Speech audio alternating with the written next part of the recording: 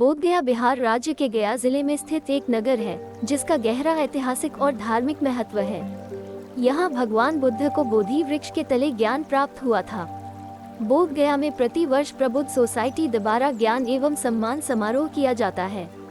बोधगया राष्ट्रीय राजमार्ग 83 पर स्थित है। पहले यहाँ घना वन था और मृग विहार किया करते थे। उस समय इसका नाम ऋषित्म और मृगदाय था। ज्ञान प्राप्त करने के बाद गौतम बुद्ध ने अपना प्रथम उपदेश यहीं पर दिया था। सम्राट अशोक के समय में यहाँ बहुत से निर्माण कार्य हुए। सिंहों की मूर्ति वाला भारत का राज चिन्ह सारनाथ के अशोक के स्तंभ के शीर्ष से ही लिया गया है। यहाँ का धमेक स्तूप सारनाथ की प्राचीनता का आज भी बोध कराता है। विदेशी आक्रमणों और परस्पर की धार्मिक खींचातानी के कारण आगे चलकर सारनाथ का महत्व कम हो गया था।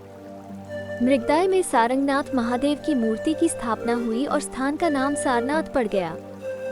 बुद्ध के प्रथम उपदेश लगभग 533 BC से 300 वर्ष बाद तक का सारनाथ का इतिहास अज्ञात है, क्योंकि उत्खनन से इस काल का कोई भी अवशेष नहीं प्राप्त हुआ है।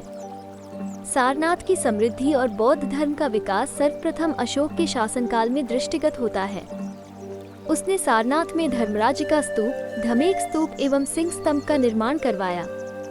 अशोक के उत्तराधिकारियों के शासनकाल में पुनः सारनाथ अवनति की ओर अग्रसर होने लगा। ईसा पूर्व दूसरी शती में शुंग राज्य की स्थापना हुई, लेकिन सारनाथ से इस काल का कोई लेख नहीं मिला। प्रथम शताब्दी ई के लगभग उत्तर भारत के कुषाण राज्य की स्थापना के साथ ही एक बार पुनः बौद्ध धर्म की उन्नति हुई। कनिष्क के राज्यकाल के तीसरे वर्ष में भिक्षु बल ने यहाँ एक बोधिसत्व प्रतिमा की स्थापना की। कनिष्क ने अपने शासनकाल में न केवल सारनाथ में वरन भारत के विभिन्न भागों में बहुत से विहारों एवं स्तूपों का निर्माण करवाया। एक स्थानीय किंवदंती के अनुसार बौद्ध धर्म के प्रचार के पूर्व सारनाथ शिवोपासना का केंद्र था, किंतु जैसे गया आदि और भी कई स्थानों के इतिहास से प्रमाणित होता है, बात इसकी उल्टी भी हो सकती है, अर्थात बौद्ध धर्म के पतन के पश्चात ही शिव की उपासना यहाँ प्रचलित हुई हो। जान पड़ता है कि जैसे कई प्राचीन विशाल नगरों के उपनगर या नगरोद्यान थे, जैसे प्राचीन विदिशा का सांची, अयोध्या का साकेत आदि, उसी प्रकार सारनाथ में मूलतः ऋषियों या तपस्वियों के आश्रम स्थित थे, जो उन्होंने काशी के कोलाहल से बचने के लिए, किंतु फिर भी महान नगरी के सानिध्य में रहने के लिए बनाए थे।